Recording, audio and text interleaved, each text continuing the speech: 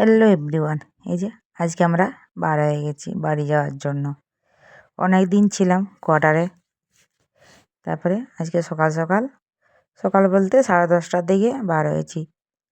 তারপরে এই যে যাচ্ছি, দুজনে গল্প করতে আছে। ছেলে দেখছো, ছেলে আছে পেছনে বসে, জিনিসে পুরো গাড়ি ভর্তি। আর সকালে বার হয়ে গেছি। আর দেখছো বেশ কুয়াশা, এখন পর্যন্ত আজকে একটুকুনো রোদ দেয়নি। বাড়িটা দেখতে পাচ্ছ পুরো কুয়াশা। এই দেখো একটা বেশ বড় এখানে একটা ব্রিজ আছে, দেখছো কতজন পিকনিক করতে এসছে, কত গাড়ি দেখছো এখানে আসে। আমরাও এসেছিলাম একদিন ঘুরতে, ফটো টটো অনেক তুলেছি, ভিডিও করেছি। আর এটা খুব বড়, দেখেছো। আর চলো, এইখানে বেশ বড় বড় মাছ পাওয়া যায়। আর অনেক সাইডে দেখছো এই কাকুগুলো বসেছে মাছ নিয়ে। তারপরে ও বলছিল মাছ নেব বাড়ির জন্য। আমরা আর মাছ নিয়ে অনেক যেতে যেতে অনেক লেট হয়ে যাবে। মাছ এই ঠান্ডার দিনে আর কখন মাছ করা হবে, ওই জন্য আর কেনা হলো না। আর আমরা যখন এসেছি তখন তো বাড়ির থেকে সব গুছিয়ে পড়ে কিছু খাওয়া হয়নি। এবারে এইখানে কিছু খাবো, এই যে দাঁড়িয়ে পড়েছি। এখানে কী খাবো, ধোসা খাবো। ধোসাই দেখতে পেলাম, আর ভেবেছিলাম মুড়ি খাবো, মুড়ি খাওয়া হলো না। আমরা ধোসা খাবো, আর ওই বড়া না কি খাবে।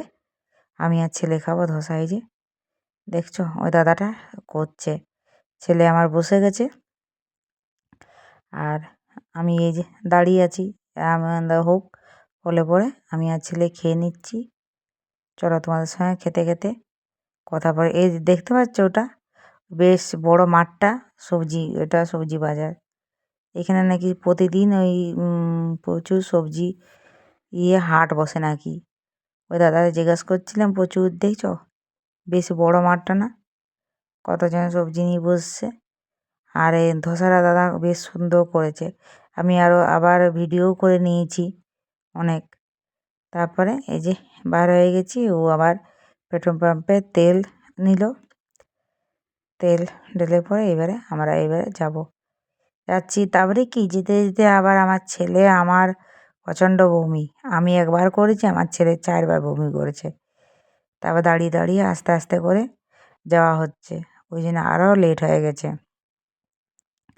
এই যে আমাদের তেল নেওয়া হয়ে গেছে, তেল নিয়ে পরে এই যে বেরিয়ে পড়লাম। আর চলো তোমাদেরকে আগে একটা জিনিস দেখাবো। আমি অবশ্য দেখিনি, তোমাদেরকেও দূর থেকে দেখাবো, আমিও দূর থেকেই দেখে নেব।